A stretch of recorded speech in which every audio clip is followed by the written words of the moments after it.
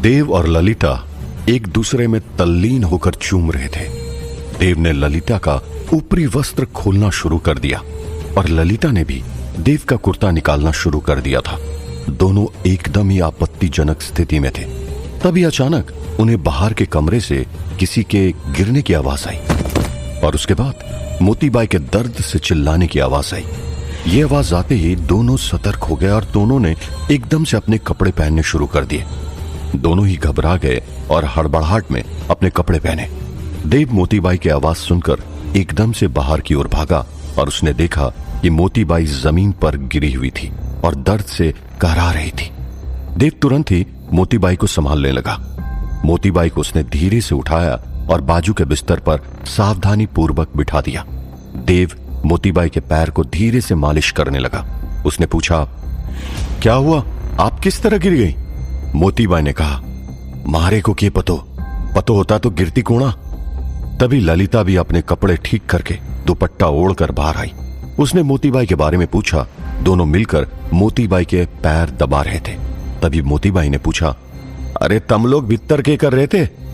ललिता मोतीबाई के इस प्रश्न से घबरा उठी और कुछ बोलने जाए उससे पहले देव ने कहा, वो दरअसल रात को ललिता तबेले में अपनी खोई हुई अंगूठी ढूंढने के लिए गई थी और उसे रात में अकेले जाते हुए देखकर मैं उसके पीछे गया था। तभी सिद्धार्थ वहां पर आ गया और उसने ललिता और मुझे घर जाने के लिए कहा। ललिता के हाथ और सर पर गोबर लग गया था।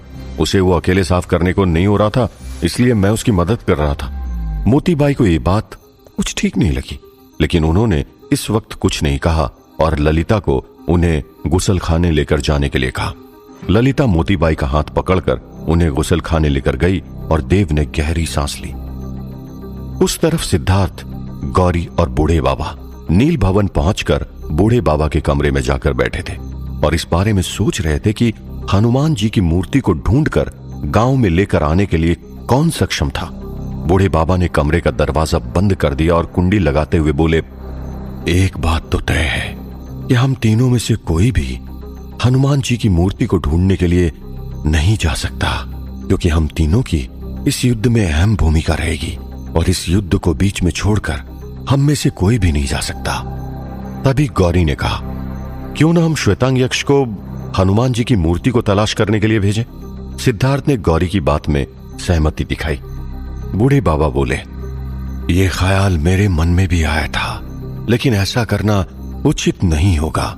श्वेतांग की मायावी और दैवी शक्तियों की आवश्यकता हमें इस युद्ध में पड़ेगी और सबसे महत्वपूर्ण बात यह है कि हम मुख्य लोगों को यदि शैतान ने युद्ध भूमि पर नहीं देखा तो उसके मन में शंका जा सकती है कि जो व्यक्ति उपस्थित नहीं है वो किसी दूसरे कार्य में व्यस्त है और वो अपनी शैतानी शक्ति द्वारा उसकी तलाश कर सकता है और उसके मार्ग में बाधा भी उत्पन्न कर सकता है।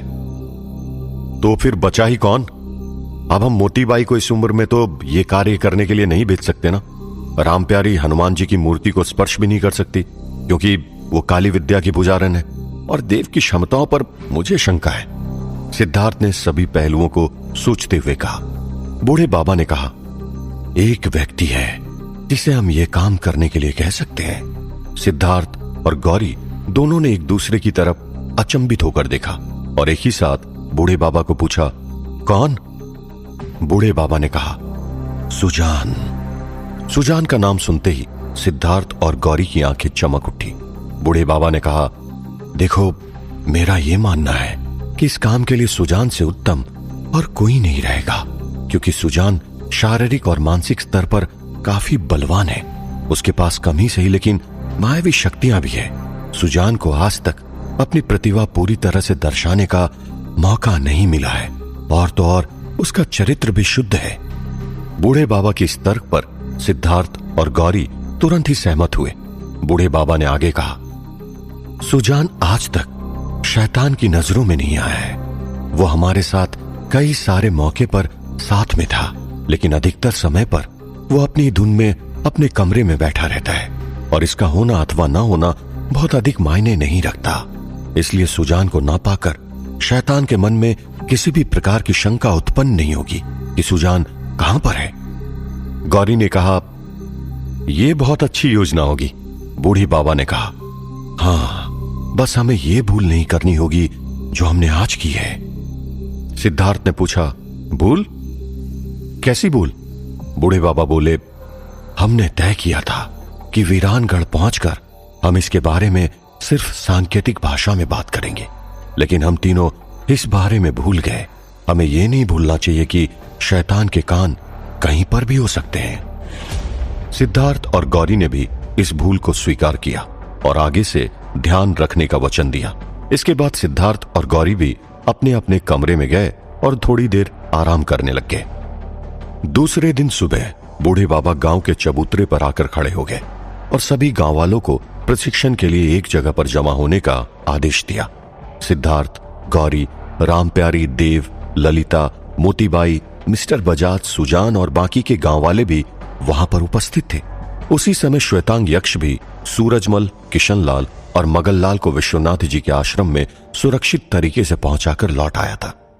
सिद्धार्थ ने सभी को एक साथ जमा होते हुए देखकर बुलंद स्वर में कहा, मेरे प्यारे भाइयों और बहनों, जिस समय की हमें प्रतीक्षा थी वो समय अब आ चुका है। आज से ठीक 2 दिन बाद पुष्य नक्षत्र की शुभ घड़ी में हम शैतान पर हमला कर देंगे, लेकिन इससे पहले हमें कई सारी तैयारियां करनी होगी। हमें और भी शस्त्र बनाने होंगे। हमें गंधर्वों को युद्ध में शामिल होने का निमंत्रण भी भेजना होगा। हमें हम सबके लिए 2 दिनों में ढाल और बख्तर बनाने होंगे। हमें गांव के वृद्ध और बालकों को किसी सुरक्षित स्थान पर पहुंचाना होगा और साथ ही साथ हम सबके भोजन का प्रबंध करने के लिए लोगों को नियुक्त करना होगा। हमारे पास समय बहुत कम है और कार्य बहुत ज्यादा, इसलिए बिना समय गवाए हमें दिन और रात का भेद भुलाकर जितनी मेहनत हो सके उतनी मेहनत करनी होगी। बस यही वो समय है कि या तो हम इस पार होंगे या तो उस पार। पिछले 800 सालों से इस गांव ने जो कुछ भुगता है उसका एक साथ प्रतिशोध लेने का भी समय अब आ चुका है। क्या आप सब लोग तैयार हैं? गांव के सभी लोगों ने एक साथ एक स्वर में कहा, हाँ हाँ हम तैयार हैं, हाँ हाँ हम तैयार हैं, हाँ हाँ हम तैयार हैं। इसकी गूंज अभी भी शैतान के कानों तक पड़ी और वो बहुत जोर जोर से हंसने लगा। उसने कहा, कर लो, जो करना चाहे कर लो। तुम लोगों के लिए भी एक तोहफा तुम लोगों का इंतजार कर रहा है। ये कहकर शैतान फिर से जोर जोर से हंसने लगा। उस दिन गांव में पूरी जोर शोर से काम चलने लगा था। अनाज के भंडारे से भर भर के अनाज लाया जा रहा था और जितनी हो सके उतनी सारी सब्जियां खेत से निकालकर जमा की जा रही थी। कई लोग एक साथ बैठकर लकड़ियों से बख्तर बना रहे थे। सिद्धार्थ श्वेतांग की मायावी शक्ति की मदद से अपने फैक्ट्री से मशीनों को खींचकर बाहर लेकर आया। कुछ लोग पेड़ काटकर खींचकर लाने लगे और उन बड़े बड़े लकड़ों को मशीन में काटकर हथियार और दूसरी चीजों के लिए छोटा किया जाने लगा। मशीनों की लग जाने से काम और भी तेजी से होने लगा। वृद्ध लोग और बालकों को किसी सुरक्षित जगह पर ले जाने की तैयारियां होने लगी। देव और ललिता मिलकर लोगों को तलवारबाजी सिखा रहे थे। ललिता को जंगल में शिकार और जंगली जानवरों से लड़ने के लिए भाला फेंकना और भाले से युद्ध करना आता था, लेकिन तलवारबाजी वो नहीं आती थी। लेकिन फिर भी ललिता पूरे आत्मविश्वास के साथ लोगों को तलवारबाजी सिखाने का ढोंग कर रही थी। देव को समझ आ रहा था कि ललिता को तलवारबाजी नहीं आ रही थी, लेकिन वो ललिता को यह कहकर उसका आत्मविश्वास कम नहीं करना चाहता था। इसलिए उसने कुछ नहीं कहा, लेकिन बड़ी चालाकी से उसने लोगों को अपने तरीके से सही ढंग की तलवारबाजी सिखाने लगा और ललिता को लोगों को भालेबाजी सिखाने के लिए कहा। उस तरफ मोतीबाई गांव के बच्चों को मायावी विद्या सिखा रही थी कि उसी समय गौरी उनके पास आई और उनके पास आकर बैठकर बोली, मोतीबाई, ये सब बच्चे जल्द से जल्द किसी दूसरी सुरक्षित स्थान पर जाने वाले हैं, तो फिर इन बच्चों को मायावी विद्या सिखाकर क्या लाभ? मोतीबाई ने हंसते हुए कहा, कोई भी सुरक्षित स्थान होने दे छोरी, आत्मरक्षा करनी आनी चाहिए। अब इन बालकों को हाथ में तलवार और भाला थोड़ी ही पकड़वाएंगे। मोतीबाई की बात सुनकर गौरी सहमत हुई, लेकिन उसके मन में एक बात आते ही उसने मोतीबाई से पूछा, मोतीबाई, आप मुझे भी मायावी विद्या सिखाइए ना, इस युद्ध में मुझे भी मायावी विद्या काम आ जाएगी। ये सुनकर मोतीबाई ने कहा, छोरी, थारे को अगर मैं मायावी विद्या देना चाहूं भी तो भी दे ना सकूं सू। गौरी ने पूछा, लेकिन क्यों? मोतीबाई ने कहा, मायावी विद्या ऐसे सभी को देते कोना। गौरी ने फिर से पूछने की कोशिश की, लेकिन मोतीबाई ने साफ मना कर दिया। गौरी इस बात से थोड़ी सी मायूस हुई और वहां से उठकर एक तरफ जाने लगी। तब वहां पर बूढ़े बाबा आ गए और उन्होंने कहा, अपना दिल छोटा मत करो गौरी। दरअसल मोतीबाई बच्चों को सिखा रही है। वो मायावी विद्या का एकदम ही प्राथमिक सीढ़ी है और ये सिर्फ बच्चों को सिखाया जा सकता है, क्योंकि बच्चे मन के साफ होते हैं और जैसे जैसे ये बच्चे बड़े होते जाएंगे वो इस विद्या को अपने आप ही भूल जाएंगे। 16 साल के ऊपर के व्यक्तियों को यदि मायावी विद्या सीखनी होती है तो उन्हें काफी समय लग जाता है और उन्हें अपने गुरु को आत्मसमर्पण भी करना होता है। और देखा जाए तो अभी इस समय के लिए समय भी नहीं है, और देखा जाए तो तुम्हें इसकी आवश्यकता भी नहीं है, क्योंकि तुम्हारे पास इससे भी बड़ी और इससे भी बेहतर शक्तियां हैं। गौरी ने कहा, कहां पर बाबा? मेरे पास तो कोई भी शक्ति नहीं है। बूढ़े बाबा ने कहा, झूठ, तुम्हारे पास कई सारी शक्तियां हैं, जैसे कि तुम्हारा आत्मविश्वास तुम्हारी सबसे बड़ी शक्ति है। सिद्धार्थ के प्रति निस्वार्थ प्रेम तुम्हारी दूसरी सबसे बड़ी शक्ति है। तुम्हारा अपने जीवन के प्रति मोह न होना, ये तीसरी सबसे बड़ी शक्ति है। तुम्हारा निसंकोच होकर, निर्भय होकर किसी भी परिस्थिति का सामना करना, ये चौथी बड़ी शक्ति है। अब यदि मायावी शक्ति की तुलना इन सब शक्तियों के सामने करेंगे तो मायावी शक्ति बहुत ही गौण सिद्ध होगी। मोतीबाई ने भी बूढ़े बाबा की इस बात पर समर्थन दिया। ये सुनकर गौरी थोड़ी आश्वस्त हुई और सिद्धार्थ के साथ उसका हाथ बटाने के लिए उसके पास चली गई। उस तरफ जब देव लोगों को तलवारबाजी सिखा रहा था, तब मौके का फायदा उठाकर ललिता फिर से वो मणि ढूंढने के लिए चली गई। वहां पर तबेले में जाकर वो फिर से मणि ढूंढने के लिए नीचे झुकी, लेकिन इस बार उसने अपने हाथ गोबर के ढेर में नहीं डाला, बल्कि बाजू से एक डंडा उठाकर गोबर में ढेर के अंदर डालकर वो मणि ढूंढने लगी। तभी अचानक पीछे से आवाज आई, तुम इस मणि को ढूंढ रही हो? ये सुनकर ललिता एकदम ही हैरान हो गई और कांपते हुए पीछे मुड़ी। जैसे ही उसने पीछे मुड़कर देखा, वहां पर सिद्धार्थ हाथ में मणि लेकर खड़ा था। सिद्धार्थ और उस मणि को देखकर ललिता एकदम से घबरा गई और एकदम से हड़बड़ाने लगी। ललिता ने कांपते हुए होठों से कहा, ये क्या है? मैं तो अपनी अंगूठी। सिद्धार्थ ने कहा, और झूठ बोलने का कोई अर्थ नहीं है ललिता। मैं जानता हूं कि तुम यहां पर इस मणि को ढूंढने के लिए आई हो, और तुम्हारा नाम ललिता भी नहीं है और ना ही तुम ईशान गंधर्व की विधवा हो। यह सुनकर ललिता एकदम घबरा गई और एकदम ही सिद्धार्थ के पैरों पर गिरकर बोली, मुझे माफ कर दो सिद्धार्थ, मैं यहां पर अपनी मर्जी से नहीं आई हूं, मुझे यहां पर भेजा गया है। सिद्धार्थ ने कहा, किसने भेजा है तुम्हें?